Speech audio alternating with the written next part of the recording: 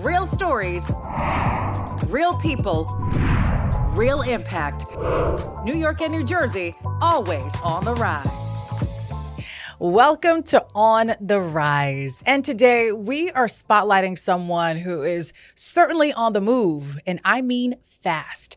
Dystany Spurlock isn't just racing towards a finish line. She is racing towards history as a professional motorsports racer. Just last year, she became only the second African-American woman to ever compete in the National Hot Rod Association Pro Stock Motorcycle class. And right now, she is preparing to become the first Black woman to compete in NASCAR's 77-year history. Welcome, Dystany. Thank you for having me. I'm so excited to be here. It is an honor to have you. You are absolutely a force. Tell me about your origin story. What was your upbringing and what ignited your need for speed? So it's my parents' fault. Okay, I'm going to say my parents and my poppy, which is my granddad. So I started riding on the back of the motorcycle at 3 years old. So that's when I said, okay, let me back up. My mom and dad got me a power wheel before I can walk at 1. So it really started from womb on out. Then I got on the back of the motorcycle at 3. Then at 5, I got a go-kart. So I started making my own little track around my grandparents' house. She couldn't stand it. But my poppy was like, that girl's fine. It's okay. She could do it. Exactly. Then I got the chance to go to the drag strip at 12 years old because my godfather raced motorcycles. So that's when I first said, okay, Mom, I think I want to race motorcycles. So she's like, okay, whatever you want to do, let's do it. Mm-hmm. At 16, she bought me my first motorcycle, not a car, but a motorcycle. So I went to the racetrack and I raced that for about 2 months. Then BMW came out with their motorcycle called the S1000. And it's super fast bike, never been on it, but I knew I could do it. I ended up racing it and set the record on it after me racing it down the track three times. So once that happened, BMW said, we want you to be an ambassador. I said, okay, let's do it. Then I got my BMW. And I said, Mom, I really want to race an NHRA Pro Stock motorcycle. Mm-hmm. But even before then, NASCAR was always my goal, but I just didn't know how to get into it because it's very expensive and I didn't know where to start. So I said, we're going to stay with motorcycles. I ended up debuting last year in the NHRA series for Pro Stock motorcycle. And then a lot of things that happened in between there where I met my team now with Fox Tekka, and we're going to be debuting in NASCAR ARCA series this year. It's whirlwind. It's like a whirlwind career you've already had. You're just 31 years? 33. 33? Yeah, my Jesus year. Yes. Your Jesus year. This will be a big defining year for you. I can feel it. Absolutely. We're going to claim it. Absolutely. Yes. But take me back to that moment earlier in your upbringing when you knew that this was what you wanted to do, being in the motorsports industry.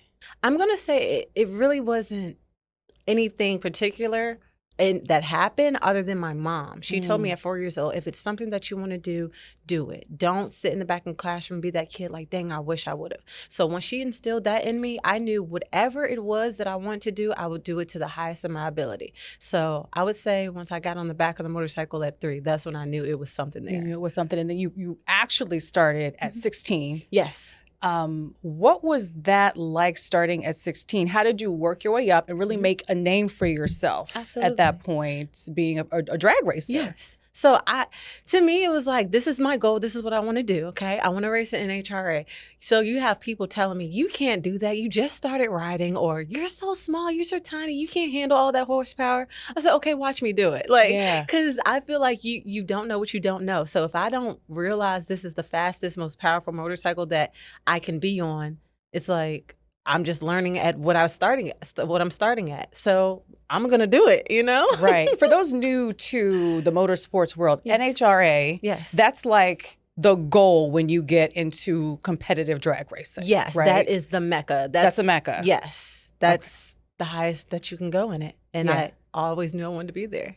And so you knew you could do it. And you knew you could not only master the motorbike, but also the stock car. Yes. When did that transition start? Because apparently that is one of the hardest transitions to make. It's huge. So how I even got introduced to NASCAR was my poppy. We grew up 2 miles from the Richmond International Raceway. So we would watch it on TV and we can hear it outside. So my poppy would open up the windows and doors so we can hear it.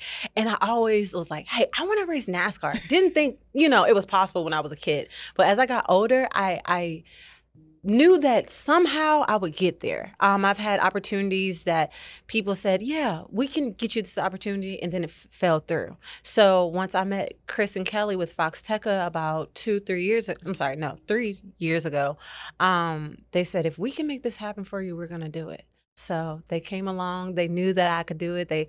Chris calls me a unicorn. So he's like, I know you can do it. You can do it. Yeah. So that zoom, zoom, that was like your white noise. Yeah. That lulled you to sleep. Okay. That was like, listen, you put me in a car, I'm going to sleep. I love it. I love it when I'm racing. Your happy place. Yes. Your happy place. You crush your goals. You run laps against the guys in this male-dominated industry. Yes. It's great to see. Thank you. It's great to see. How would you say you were able to find an inspiration? Because we struggle to find representations, people that look like us in a lot of industries, especially being an African-American female. Yes. At that age, just being 16, and even now, how did you find the inspiration? Who did you look to? I looked to my mom, honestly, because she always believed in me. Her and my entire family always believed in me. But also, I knew when I grew up, I didn't know anything about motorcycle racing unless you kind of grow up in it. So once I found it, I said, I could really be that example to other little boys and little girls that want to do this. I do a lot of things in the inner city schools, in the community. And so when I bring my motorcycle or my car there, they don't even know it exists. So for me to be able to be on this platform, to be that example for them, I'm going to do it to the highest and the best of my ability and do it for the little destinies that are coming up behind me. Yeah. Speaking of inspiration, of course, you were the second, again, history-making feat here, second African-American female to compete in NHRA. Nice. But the first was Peggy Llewellyn. What does she mean to you? Listen, Peggy did something that is phenomenal. She was my only example that I had in motorcycle drag racing, being an African-American woman in that space. So I knew how. I've seen her struggles from what she's told and how hard it was for her to get funding and to even get out there. So with me having this opportunity, I want to do it well for not only myself, but for her, because she really paved the way for us.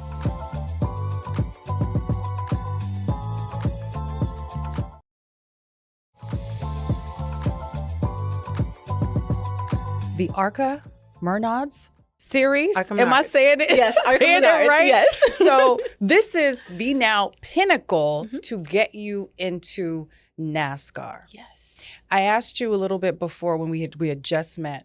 I can't imagine what training is like during this period in your life, because this is happening in March. Yes. So what is a day-to-day just mind frame, physically getting yourself ready to reach this March deadline? So when I wake up in the morning, my main thought is thank you, God, one. And the second one is outwork the rest. Because there's so much, like you said, that goes into it. I work out 6 days a week, Monday through Saturday. I'm going to the gym. I'm at the gym for a minimum 4 hours. That includes me lifting weights, cardio, agility training, reaction training, me getting on the simulator to practice the next tracks that I'll be racing at. So it's a lot of work, but I love it because it's a challenge and I know it's going to make me better.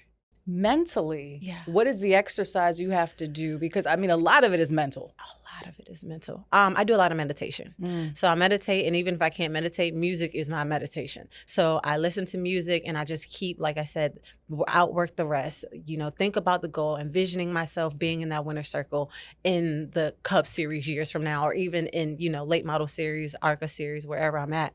And just know that it's bigger than me. It's not about me. It's for the ones that are coming after me. Right. Yeah. There seems to be adversity and challenge to the left, adversity and challenge to the right, because you're in this atmosphere where you're one of one of one in Yeah, some in that case, instances. yes. You're one of Yes. one. So you have that challenge. And then you obviously have the physical and mental things that you have to kind of be in alignment with to pursue your goal and to be effective. Yes. How do you deal with that just on a day-to-day? Yes.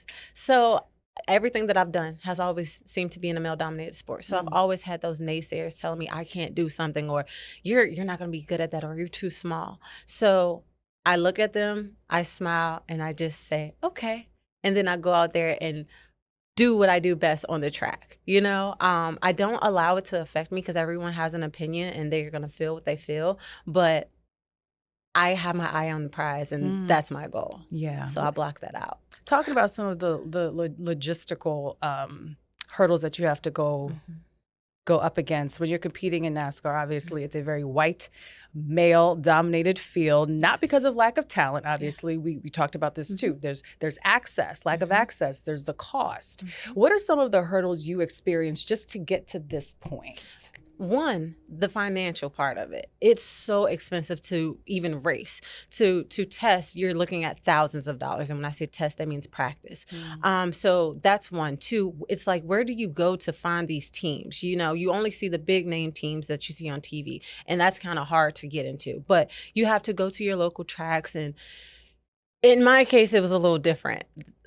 My team did some research and found a team that worked perfectly for me. But it's just been so hard because the access, the money of it, it's extremely expensive. But my team helped me a lot with that, a whole lot with that. Yeah, you've overcome so much. And now it's cool that we get to follow you in this very defining moment in your life. You have a docuseries coming out appropriately titled Driven by Dystany, The Road to NASCAR. What are we going to learn about you? What are we going to see behind the scenes? Yes, so you're going to see what this journey has been like from years to now. So you're going to see the adversities that I had to go through, such as, I'm not going to give away too much, okay? But just know that you're going to see me working out. You're going to see my day-to-day life, what it's like on and off the track. You're going to see me going through all the developmental part of it, from practicing in the gym to practicing at the track, and all the way up until race day. So you'll see a lot. When you do make it to compete in NASCAR, obviously, it will be a huge history-making moment for you, but what do you want that moment to mean for the sport? I want, that's such a good question. So I want it to be an impact. I want them to know that we can break down barriers and overcome obstacles. I want them to know that even on the hard days, never give up. Keep your eye on the prize. And like I keep saying, because this is what it's about. Yes, I'm a racer. I love what I do.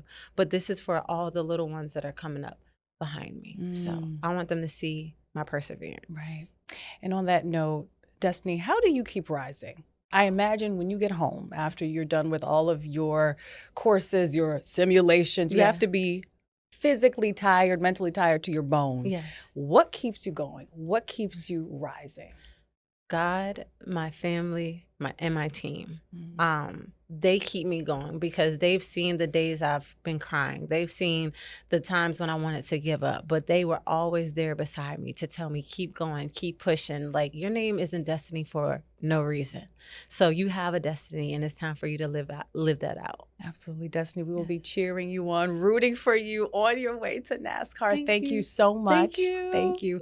Thank you guys for watching. I'm Vanessa Freeman. Until next time, keep rising.